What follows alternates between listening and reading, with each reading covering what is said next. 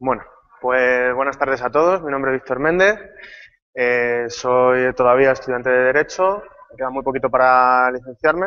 Eh, bueno, estoy especialmente interesado en licencias de software, en propiedad intelectual, en protección de datos. Y tengo unos 2 años de experiencia trabajando un poco en estos temas, más en protección de datos que en propiedad intelectual. Eh, Os quiero dar las gracias por haber venido y gracias también a los organizadores del GUL por permitirme estar hoy aquí con vosotros. Eh, Voy a hablar lo primero voy a introducir las licencias, qué son las licencias. Luego os voy a preguntar qué se considera una licencia. Después vamos a darnos un paseo por la propiedad intelectual con 4 conceptos básicos. Y después vamos a pasar a analizar los principios de las licencias, licencias privativas, licencias libres. Vamos a ver algunas licencias libres y unos pequeños consejos para la aplicación práctica de las licencias, la elección, y después habrá un pequeño ratito para dudas. Espero no extenderme mucho y que si tenéis alguna duda me podéis preguntar. Bueno, pues, ¿qué son las licencias? Las licencias de software, aparte de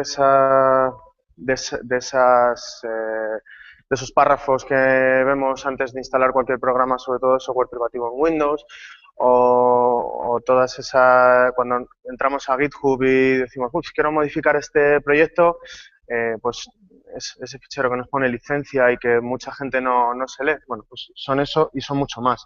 Son auténticos contratos que tenemos que aceptar tratándose de software privativo previamente, tratándose de software libre generalmente no.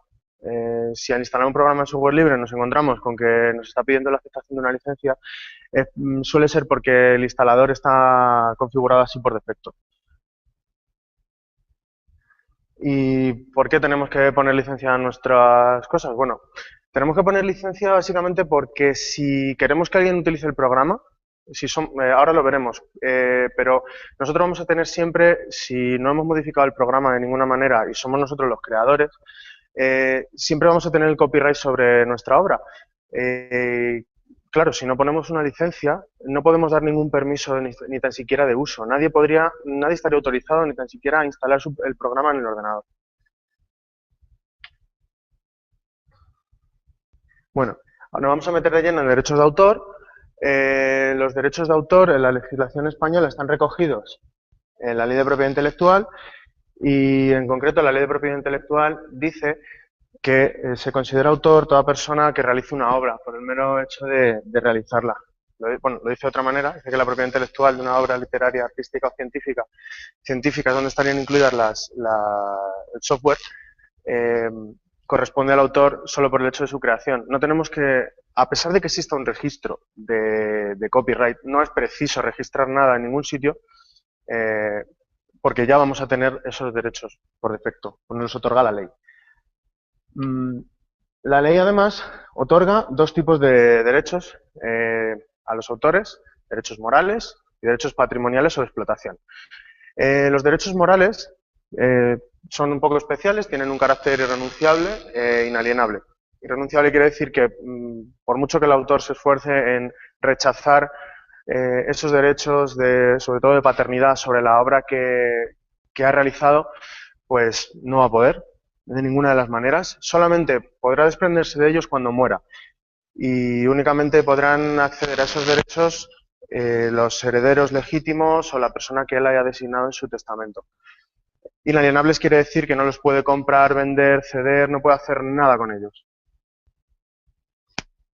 ¿Cuáles son estos derechos? Bueno, pues ahí los tenemos, el derecho de divulgación de la obra y la forma. Decido, bueno, voy a publicar mi obra o no. He escrito un libro maravilloso y se va a quedar aquí metido en el cajón porque no lo quiero publicar, tengo esa libertad.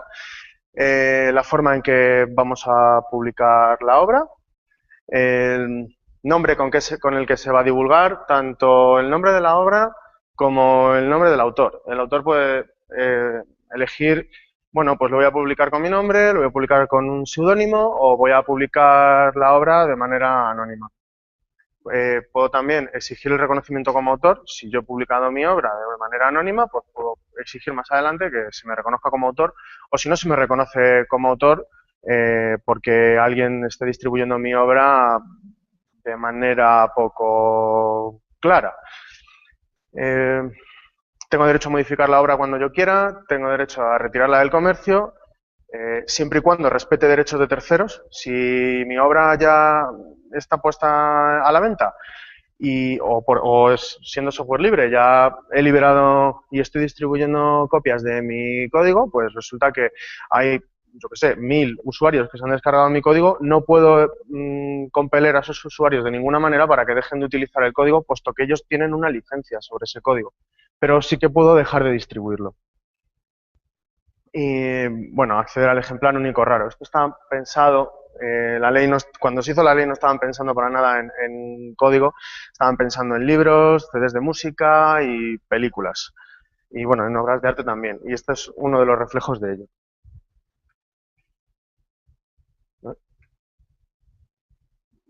Vale, derechos patrimoniales. Los derechos patrimoniales tienen, al contrario que los derechos morales, un carácter alienable y renunciable. También son conocidos como derechos de explotación. Alienables porque los podemos comprar, vender, donar, ceder, podemos hacer lo que queramos con ellos y también podemos renunciar a ellos. ¿Cuáles son estos derechos? Pues tenemos 4. Reproducción, distribución, comunicación pública y transformación. La reproducción de una obra o el derecho de reproducción sobre una obra, en el código habría que entenderlo como el derecho de ejecución de ese código.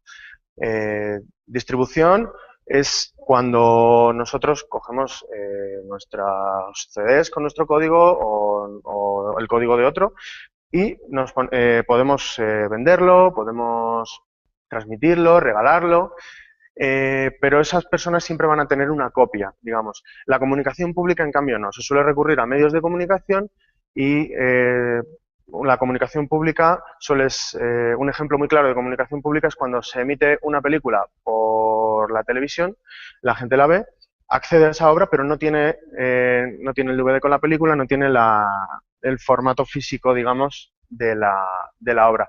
Y la transformación. Esta transformación hace referencia a modificar la obra para poder después ponerla otra vez a disposición del público mediante comunicación pública o distribución.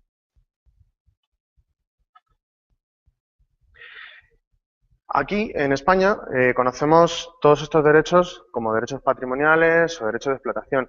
Sin embargo, en derecho anglosajón, estos 4 derechos se engloban en su noción de copyright. Comprende únicamente los derechos patrimoniales. Así que cuando empecemos a hablar más adelante de copyright, para compararlo a copyleft o de copyright comparándolo a otro tipo de licencias, estamos recogiendo esos 4 derechos que os acabo de explicar. La ley hace también dedica un capítulo, un título, a hablar sobre los programas de ordenador. Os recomiendo la lectura de este título, no es muy largo, se entiende creo que bien, y vais a tener una perspectiva y una idea sobre lo que os vais a encontrar después cuando tengáis una relación laboral. Hace una distinción en uno de los artículos, creo que es el artículo 97, pero no estoy del todo seguro, que distingue entre programa fuente, programa objeto. En la propia ley ya vemos que hay una distinción entre código fuente y el programa ya compilado.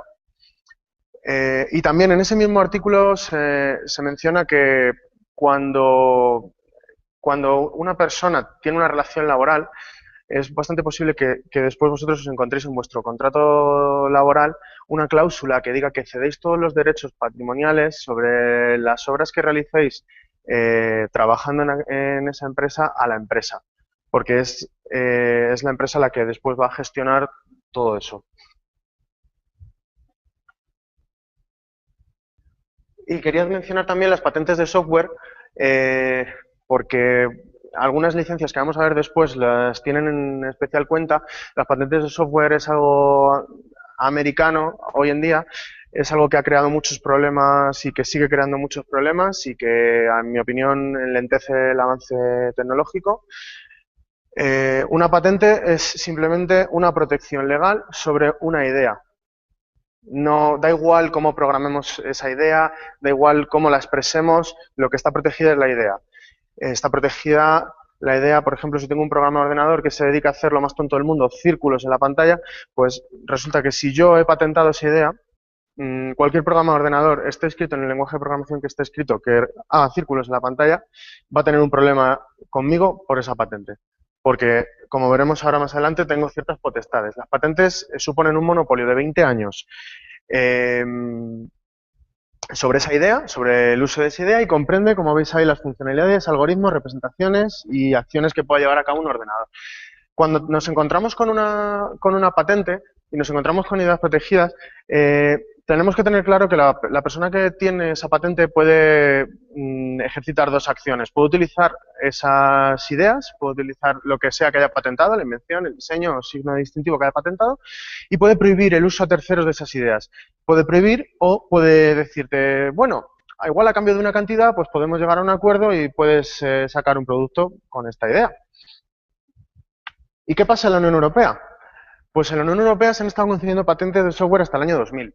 Después se modificó el artículo 52 del Convenio de Concesión de Patentes Europeas y entonces, a partir de entonces, los programas de ordenador no se consideran invenciones y por lo tanto no son patentables. Pero claro, ahora tienen la discusión de ¿y qué es un programa de ordenador? Y ahí están. Eso da lugar a que a veces se patenten cosas que no debieran patentarse. Bueno, vamos a meternos en las licencias y vamos a hablar del software propietario. Software propietario que tiene todos los derechos reservados y que es el más claro reflejo de nuestra legislación, de la legislación americana y del propio copyright. No he querido entrar en mucho detalle porque no las considero demasiado interesantes. Si alguno quiere expandir un poco más esta idea del software propietario, en cuanto haga cualquier búsqueda en cualquier buscador va a poder encontrar abundante material. Yo aquí he querido hacer un pequeño resumen. Significa que tienes todos los derechos reservados, que el código fuente por lo general no va a estar disponible. Requiere esa cláusula de la que os hablaba al principio, eso que nadie se lee, el CLUF o el EULA, que seguramente os sonará. A través de esta cláusula, si nosotros no prestamos el consentimiento, no aceptamos esta cláusula, este contrato, pues no vamos a poder utilizar el programa. He citado 4 tipos: licencia perpetua, licencia de suscripción, freeware y shareware. La licencia perpetua es quizá la más tradicional. Pagamos por un software que vamos a poder tener instalado en nuestro ordenador siempre, que vamos a poder utilizarlo siempre y no siempre nos va a dar derecho a las actualizaciones. Porque generalmente una licencia perpetua nos da derecho sobre una determinada licencia, sobre una determinada versión o con un conjunto de versiones. Eso sí, suelen tener un soporte técnico de 90 días. La licencia de suscripción, pues es cuando nosotros cogemos un programa, lo instalamos en nuestro ordenador. Ese programa, para poder hacerlo funcionar, necesitamos pagar una licencia o se nos otorga una licencia de un determinado número de días y después nos van a pedir que renovemos esa licencia o que eliminemos el programa de nuestro ordenador. Freeware, simplemente uso gratuito del programa, se distribuye libremente, pero no vamos a tener ninguna libertad más, nada más que ejecutar ese programa. Y el shareware, muy típico de las antivirus, te descargas el programa, luego utilizas un mes o 2 meses gratis, después, si lo quieres, tienes que pagar. Dime. Sí.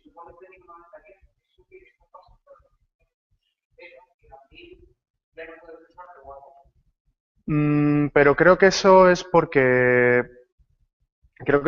directamente ellos dejan de dar ese soporte al software y, bueno, sí, claro, es una licencia perpetua, pero yo creo que el tema de los 90 días no le afecta. Además, no es algo que sea siempre así, usualmente son 90 días, pero en caso de XP, pues me parece que han sido 15, 20 años, no sé lo que lleva, no sé lo que lleva Windows XP, igual me estoy metiendo en un charco. Mm, Pasamos a las que creo que son más interesantes y creo que son más interesantes también para todos los que estamos aquí. Software libre. Voy a distinguir el software libre del software open source. ¿Qué es el software libre? Pues software libre es básicamente cualquier software que respete 4 libertades esenciales. En la libertad 0, ejecutar ese programa. Esto comprende el primero de los derechos que hemos visto antes, derecho de explotación. Vamos a tener la libertad de ejecutarlo, libertad para reproducirlo, por tanto. Vamos a tener la libertad de estudiar su funcionamiento y modificarlo. Eso requiere el acceso al código fuente. Vamos a tener libertad para redistribuir nuestras copias modificadas. Eso afecta al derecho de transformación que hemos visto antes. Y vamos a tener, redistribuir las copias tal cual y redistribuir las versiones modificadas. Bueno, esos logos que veis ahí seguramente ya los conozcáis. El búfalo, creo que es búfalo de la GNU, es un new, perdón, de GNU, y el logo de la Free Software Foundation, que son los encargados de alguna manera de aglutinar todo lo referido a las licencias de software libre, sobre todo la Free Software Foundation, velar por ellas y demás. Tiene un directorio además de licencias de software libre, así que sí. Después de la charla salís con ganas de poner algún software vuestro bajo alguna de estas licencias, os recomiendo que miréis ahí porque vais a encontrar el texto íntegro y completo. Software open source. Software open source tiene esas 10 directrices. Inicialmente estas 10 directrices son creadas por Debian. No me voy a entretener en leerlas. Solamente indicar que la diferencia entre software libre y software open source es un tema filosófico.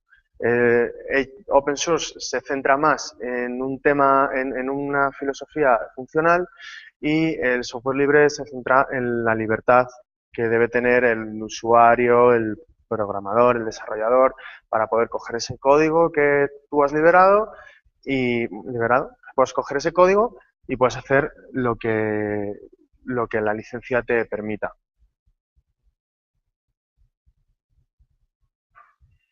El copyleft es un tipo de licencia también y generalmente está incluida en otras licencias. El copyleft es un juego de palabras, significa todos los derechos revertidos. Como veis, el símbolo del copyright está girado y simplemente permite la distribución de copias y distribución de versiones modificadas, con una exigencia, y es que el próximo que se encuentre ese material tenga las mismas libertades que has tenido tú para modificarlo. Y simplemente exige que se publique cualquier obra derivada con ese copyleft. Pero existen grados dentro del copyleft. Existen grados fuerte y débil.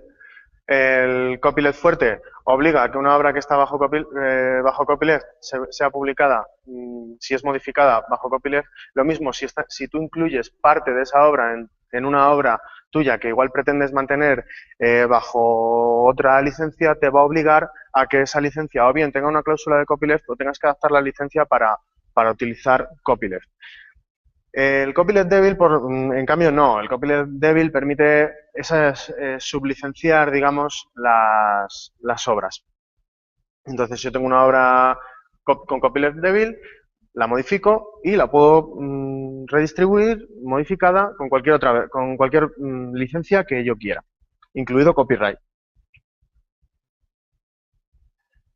Tenemos un copyleft completo y un copyleft parcial. Copyleft completo es lo que os he explicado antes, afecta a toda la obra. Si yo incluyo mi obra, como vemos en el gráfico de la derecha, todas esas ventanitas moradas son partes que he hecho yo de la obra, son partes que considero que están bajo mi copyright, por ejemplo,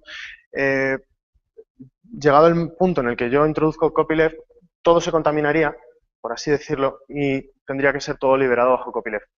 En cambio, un copyleft parcial, lo único que nos obliga es a poner cierta parte de la obra bajo copyleft y el resto debería seguir bajo copyright o la licencia que yo estime. La Creative Commons es la fundación que se encarga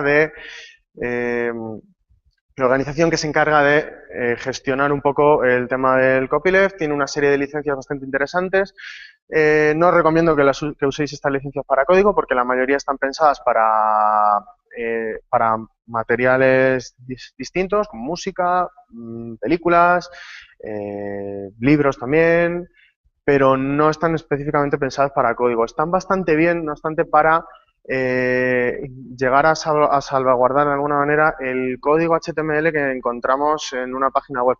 Pero cuidado porque el código JavaScript no deberíais incluirlo con una licencia de este tipo.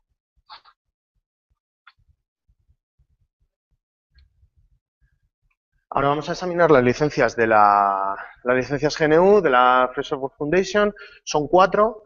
Las 3 primeras, la GPL3, LGPL3 y AGPL, son para código. La GFDL es para manuales y material escrito. La GPL3 recoge todas esas libertades de las que hemos hablado antes del software libre, de ejecución del software, modificarlo. Es una licencia que tiene copyleft, porque contamina todo lo que metamos bajo esta licencia, no, lo va a contaminar. Si yo, por hacerlo en analogía, si yo tengo una costelera llena de copyright y le echo una gotita de GPL, cuando agite y lo eche en el vaso, va a ser un vaso entero de GPL, ¿vale? Me va a permitir, voy a tener mucha libertad, pero siempre, siempre, siempre tengo que proporcionar el código fuente. Y si cuando lo libero no puedo proporcionar el código fuente por los motivos que sea, tengo que incluir una promesa de que ese código se va a liberar.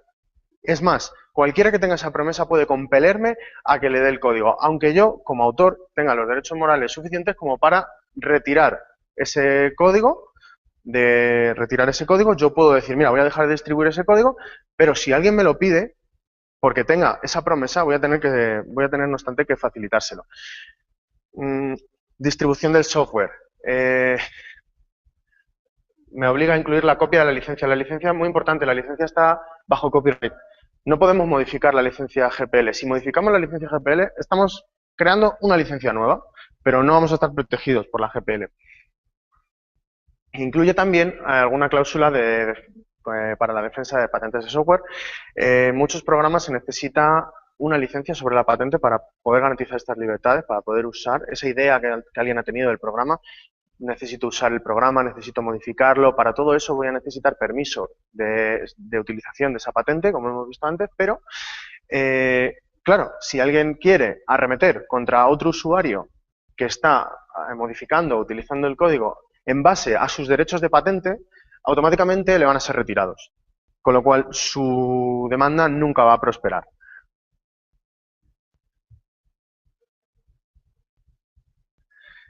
La Lesser General Public License de GNU tiene un copyleft blando. Es la principal diferencia. Es sobre todo usado para bibliotecas de software y esto permite que las bibliotecas que están bajo la LGPL sean enlazadas por cualquier software, incluso privativo, y el software no quede contaminado por la GPL. Permiten el trabajo combinado y si veis ahí, pues si metemos la misma analogía que antes, metemos en la costelera LGPL y copyright, nos va a salir una mezcla dependiendo de las gotitas que hayamos echado de LGPL, nos van a salir las mismas. Copyright o cualquier otra licencia. Eso sí, no podemos restringir una serie de cosas. No podemos restringir que haya modificaciones sobre esa porción de la biblioteca que hemos incluido en nuestro software o que seguramente hayamos tenido que incluir, y tampoco podemos molestarnos porque se efectúa ingeniería inversa para ver el funcionamiento del programa con los cambios que se han hecho sobre esa biblioteca.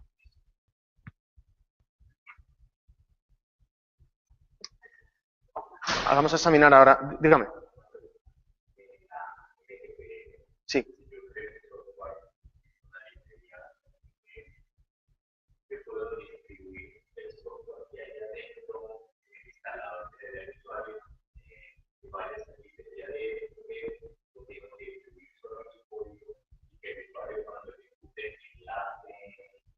No, no, no. Puedes distribuir el código, no hay ningún problema porque la LGPL te faculta para ello. a ver, que vayan juntos en el mismo software con la LGPL no es ningún problema, porque la LGPL no te va a contaminar el resto del software. En todo caso, podrías tener problemas si tú no quisieras darle a alguien tu código con lo que es tu código, porque esa persona sí que tendría cierto derecho a decir, bueno, el código de la librería sí que lo quiero, ¿vale? Pero no hay ningún problema. Vale, la Affero General Public License nace porque la gente se estaba saltando la GPL.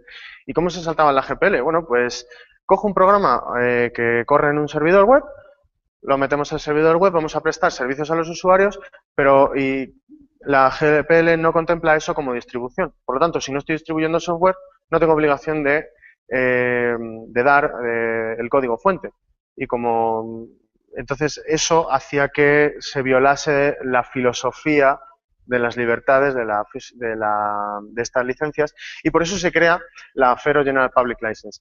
La Affero es exactamente igual, es un calco, en su versión 3 es un calco a la GPL, solamente que en su cláusula 13 estipula que el software que se ejecute bajo esa licencia, cuando se ejecute en un servidor web, eso se considera distribución y voy a tener que proporcionar el código fuente.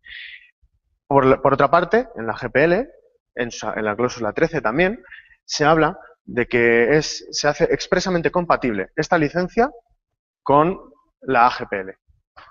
¿Vale? La licencia GPL con la AGPL.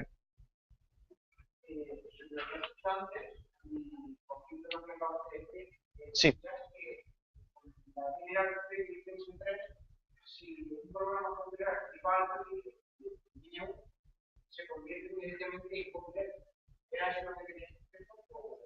Sí, le afecta a la cláusula copyleft, es decir, la licencia GNU tiene, perdón, la GPL versión 3 tiene una cláusula copyleft. Y por esa cláusula estoy obligado a todas las modificaciones que haga yo sobre ese software están obligadas a salir con esa misma licencia. Y esa misma licencia sigue teniendo la cláusula copyleft. No sé si...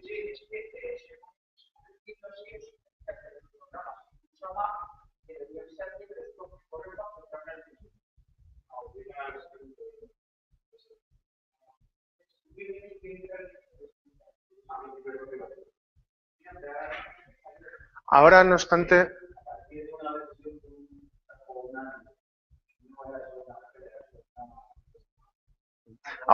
vamos a examinar también un poquito más adelante la licencia BSD y vas a ver cómo eso se pudo producir. Bueno, la Free Documentation License es una licencia que han estado usando la Free Software Foundation para todos los manuales relativos al proyecto GNU y tiene las mismas características que una GPL, solamente que la licencia está adaptada para que no haya ningún problema a la hora de utilizarlo con material escrito. Las licencias compatibles con la GPL. Son muchas las licencias compatibles con la GPL. También muchas las incompatibles. Entre otras, considero interesante por lo menos mencionar estas 5. La Apache, la BSD, que es la que vamos a ver ahora, Mozilla Public License, el dominio público también me ha parecido muy interesante y la Mito X11. La Apache en su versión 2 es totalmente compatible con la GPL versión 3. Es una licencia permisiva, no tiene copyleft, nos permite sublicenciar cualquier tipo de software. Si tenemos un software licenciado con Apache, vamos a poder liberar cualquier modificación del software y el propio software modificado lo vamos a poder liberar con cualquier licencia que queramos. Eso sí, nos excluye del uso de la marca Apache.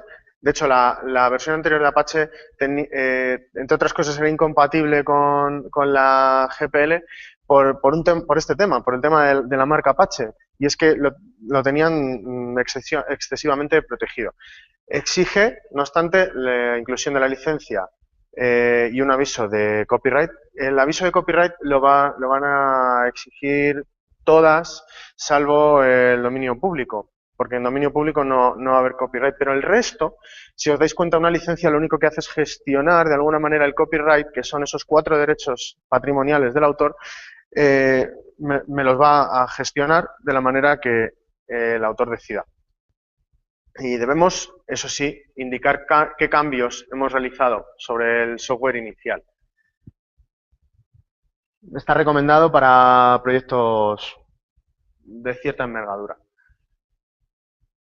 La BSD, por el contrario, es una licencia muy pequeñita, tiene solamente 3 cláusulas, es una licencia bastante permisiva, muy, en sentido amplio, pues tiene prácticamente las mismas características, salvo que no hay que indicar los cambios que se realizan sobre el software. No vamos a poder usar la marca BSD, está excluido. Por supuesto, se excluye, en casi todas, se excluye de la responsabilidad sobre el funcionamiento del software. Si tu software se carga al ordenador de alguien, bueno, lo siento, estoy excluido de responsabilidad. Y nos va a permitir también sublicenciar. Por eso, lo que preguntaba usted antes, por eso es lo que preguntaba usted es por esto lo que ha ocurrido, que la licencia que tenía antes, sistema Unix, era una BSD, después se sublicenció. Entonces, Mac ha podido sublicenciar eso con copyright y mantenerlo así. Y en cambio, después se ha podido sublicenciar también y ha podido pasar a una GNU o, bueno, a una GPL. Entonces, no hay ningún problema. Destacar también que, ahora vamos a ver la Mozilla, pero destacar también que podéis licenciar un software con varias licencias. Es decir, yo como soy el autor, puedo coger y decir, mira, pues voy a liberar mi software y lo quiero liberar con copyright y lo voy a liberar con una BSD y lo voy a liberar con un Apache y lo voy a liberar con una GPL. Y ya está. Y entonces el usuario va a decir, pues a mí me interesa la de la GPL porque los cambios que quiero hacer quiero que permanezcan después, que sigan públicos. O otra persona puede decir, no, mira, voy a utilizar un Apache porque creo que es interesante. Se me ha olvidado comentar antes, en la licencia Apache existe una fuerte protección hacia el tema de patentes y de la reclamación, sobre todo por tema de patentes de software. Y tengo entendido que tiene incluso hasta cuantificadas las posibles sanciones, reclamaciones sobre cualquier problema en patentes. Como decía, nos va a permitir sublicenciar. Ahora vamos a ver la licencia Mozilla Public License. Es una licencia que la mantiene Mozilla. Es una licencia que nos permite, sobre todo, que los cambios sobre determinado software tengan después una licencia dual. Tiene un copyleft blando, un copyleft débil, como hemos visto antes. Algo que esté con una licencia Mozilla y algo que esté con una licencia GPL va a hacer que sean completamente permeables, no, impermeables la una de la otra, van a estar separadas. ¿Por qué? Porque yo puedo decir, bueno, voy a modificar determinado software MPL y lo voy a modificar con algo GPL, pero voy a poder, por un tema de compatibilidad, voy a poder mantener mi licencia MPL y solamente un trocito de GPL. Esto es lo curioso de esta licencia. También nos va a exigir que distribuyamos el código fuente y va a permitir todos esos usos que veis ahí, sublicenciar por supuesto y imposibilidad del uso de la marca Mozilla. Dime. De Firefox, sí. Si son privativos no tienen por qué dártelo, o si tienen otra licencia no tienen por qué proporcionarte el código fuente.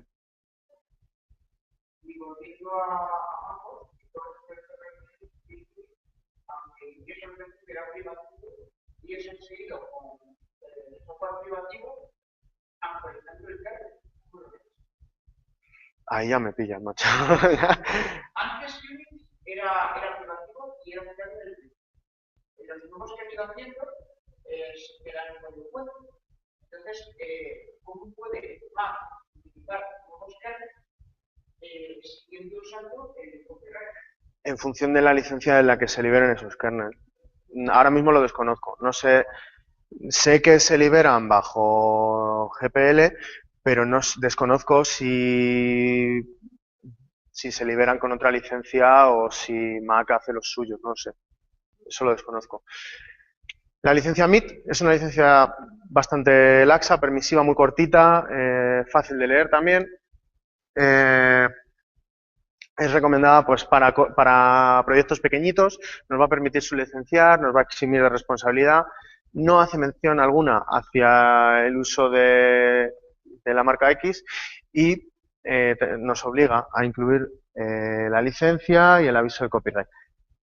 Dominio público, como veis, no tiene exigencias, es lo interesante del dominio público. Dominio público sucede cuando un autor que tenía los derechos de explotación fallece, los pierde, fallece y pasan 70 años, creo que es, 75, se pierden y queda para el dominio público. También se puede renunciar a él, se puede renunciar a nuestros derechos de autor y la obra pasaría automáticamente a dominio público. Es recomendable, no, en principio, con indicarlo es suficiente, pero es recomendable utilizar alguna de las licencias que nos garantiza que nuestro programa va a seguir con dominio público, como es la de Creative Commons 0. Licencias libres incompatibles. No me he querido meter a analizar licencias libres incompatibles. He listado ahí algunas que me han gustado y os he puesto el enlace por si queréis ahondar sobre el tema de las incompatibilidades sobre licencias, sobre todo si estáis pensando en modificar algún determinado software que sea incompatible.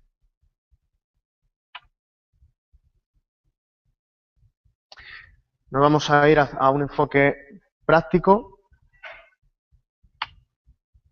¿Cómo escoger una licencia?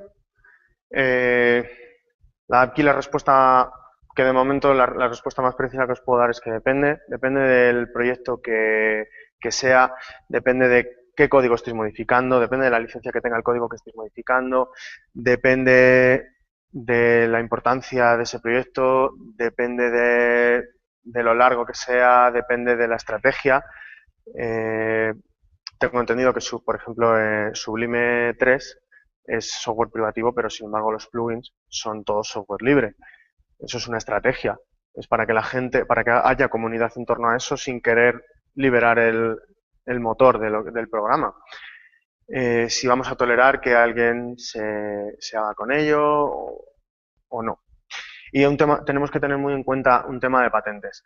Os he puesto ahí una herramienta online que me parece interesante y que os puede aclarar un poco el tema de cómo escoger una licencia, chooselicense.com, y os recomiendo que para proyectos grandes en los que haya dinero de por medio, contéis con asesoramiento profesional, sobre todo si vais a modificar software con determinadas licencias. Os recomiendo que os busquéis asesoramiento profesional para evitaros sustos, para evitaros después tener que reescribir código, utilizar librerías distintas, etc. Os he puesto aquí un pequeño esquema en inglés de cómo elegir una licencia rápidamente. Os puede dar una idea más o menos de por dónde ir. No me voy a detener a examinarlo. Vais a tener las diapositivas disponibles a través de mi página web. De todos modos, también las voy a enlazar después por Twitter. En este esquema podéis ver las compatibilidades e incompatibilidades de algunas licencias con la GPL versión 3, ¿vale? Dependiendo de si sean permisivas, copyleft débil o copyleft fuerte. Y finalmente la aplicación de la licencia. La aplicación de la licencia podemos hacerla de una manera muy sencilla y generalmente con estas directrices suele bastar para cualquiera. Es muy importante que incluyamos una copia de la licencia completa en la carpeta donde va a ir nuestro código, porque igual dentro de 10 años ya no está nuestra licencia publicada en la web o es muy difícil acceder a ella y necesitamos que el usuario sepa con exactitud a qué tiene que atenerse con ese software.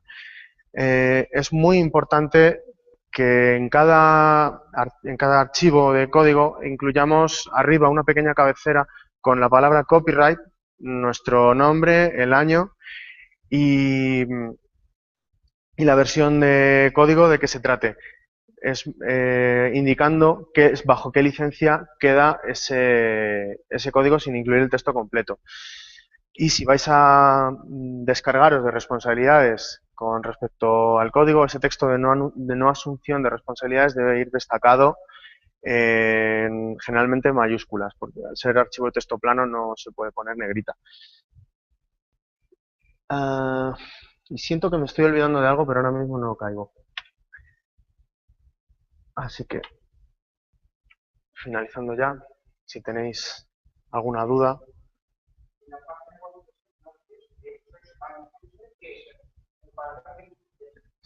Más que un comparador, es una página que te guía un poco dependiendo de lo que quieras. Te ponen tres casos, si estás preocupado por patentes, si quieres que tu software después pues pueda ser reutilizado por otros, si no. Digamos que te da una... No es que te haga elegir una, sino que te da una visión global, te dice, bueno, más o menos por dónde puedes tirar.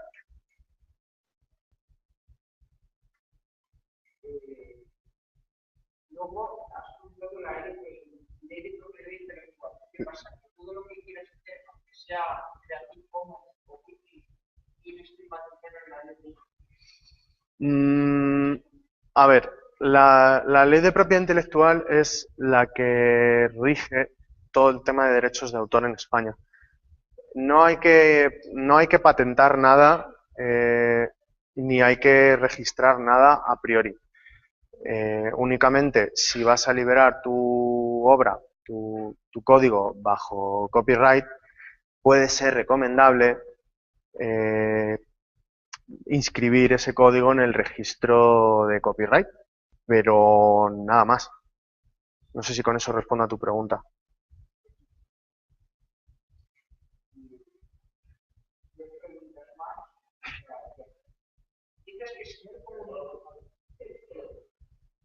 dices que si no le pongo ningún tipo de licencia, nadie la puede usar. Si no le pones ningún... Perdón, continúo. No. No. Si no le pones licencia, lo que se entiende es que, bueno, no es que se entienda, es que si no le pones licencia es que no te estás pronunciando acerca de tus derechos de explotación sobre esa obra. Entonces, el no pronunciamiento sobre los derechos de explotación de tu obra hace que automáticamente se te atribuya el copyright. Si no le estás dando al usuario ninguna licencia sobre ninguno de tus derechos de explotación, ese usuario no va a poder ni tan siquiera, ya te digo, utilizar el programa porque no va a poder legalmente ejecutarlo.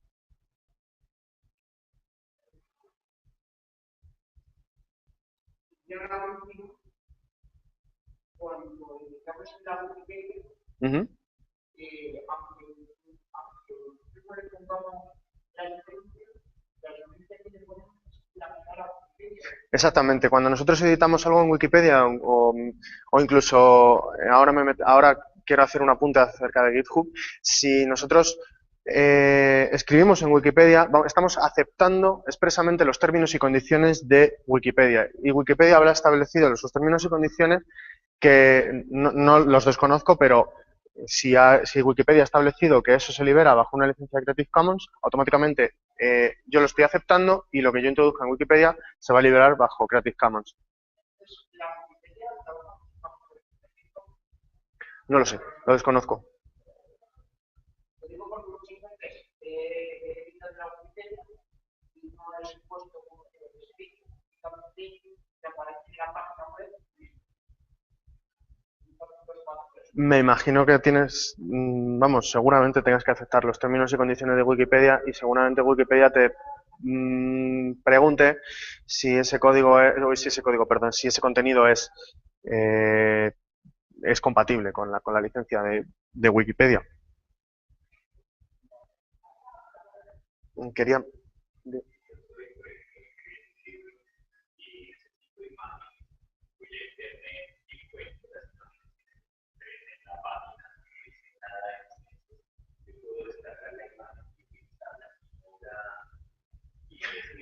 No, no, deberías tratar de contactar con el autor, puesto que ocurre lo mismo que con cualquier contenido que yo publique sin licencia. Se me atribuye el copyright.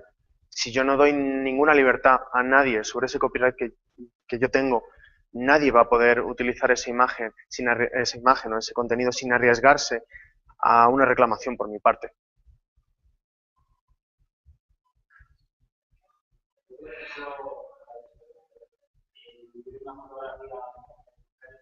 ¿Una qué, perdón? Sí. Y alguien la coge por ahí. Y así, por ejemplo, Ujú. van a llegar por los derechos de Mm, si yo soy el autor, a ver, si yo soy el autor y libero en mi página web una fotografía, pongo una fotografía y le atribuyo derechos Creative Commons y después la subo a Facebook, no hay ningún problema, porque yo puedo licenciar mi obra como yo quiera. Si yo acepto que Facebook se vaya a quedar con los derechos de la imagen, por una parte, y por otro lado no. Ahora voy. Si otra persona lo hace, es un uso ilegítimo porque Facebook, creo, no me he estudiado la política de Facebook en cuanto a esto, pero creo que te exige que seas propietario y que tengas el copyright de la imagen que vas a subir. Si alguien lo hace, está contraviniendo tu licencia y está yendo contra tus derechos. Podrías reclamarlo.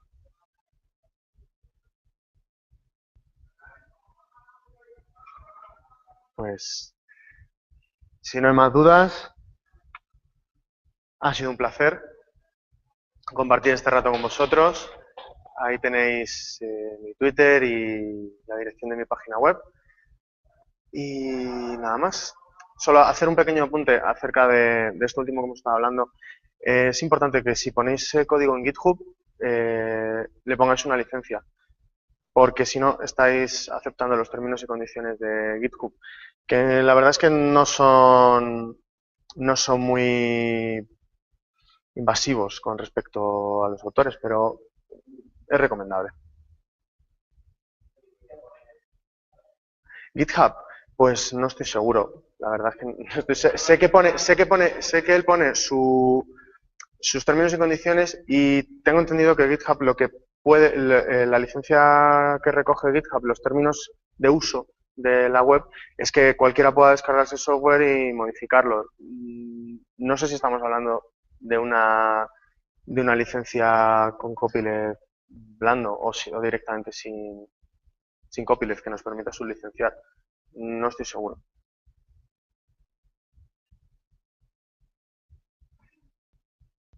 Bueno, pues yo con esto ya doy por finalizada la exposición. Muchas gracias.